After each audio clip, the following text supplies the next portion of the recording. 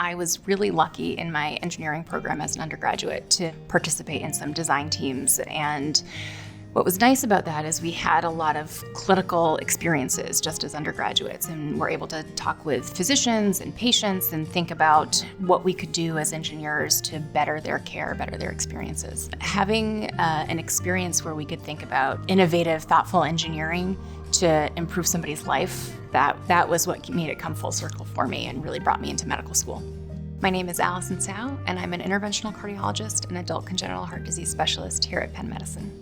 I tend to see patients that have some sort of valvular heart disease. This can be acquired heart disease or congenital heart disease, and evaluating if they're candidates for minimally invasive valve therapies. This can be their only valvular heart disease intervention. This could be, their fifth valvular heart disease intervention.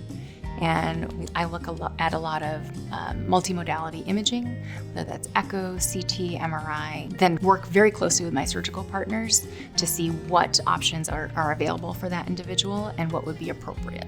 I spend most of my time in the cath lab thinking about complex cardiovascular systems, sometimes just trying to figure out how they're working, how we can optimize them. I also see this group of adult congenital heart disease patients. I also see them in the clinic, not necessarily for procedural related concerns, and I care for the adult congenital heart disease patients across their spectrum of life. So in the outpatient clinic, through various procedures, through surgeries, and hopefully through a lot of wellness too. The best part is being able to sit down with a patient in clinic and think about everything that they've already gone through in their life and what their goals are and how we can appropriately make a decision for that patient as we think about some of these innovative technologies and therapies. We sometimes think about, okay, this next decision, we need to make the next best decision. But these are also patients who've had a lifetime of medical decisions, and I need to think about what we need to do next, but also what the next decision might be and how that's going to impact the next possibilities for them. I really love thinking about the lifetime of cardiovascular care for a patient and being able to talk with them about that and hopefully partner with their care. There are so many amazing, dedicated people that have a breadth of training that come together in a really wonderful way.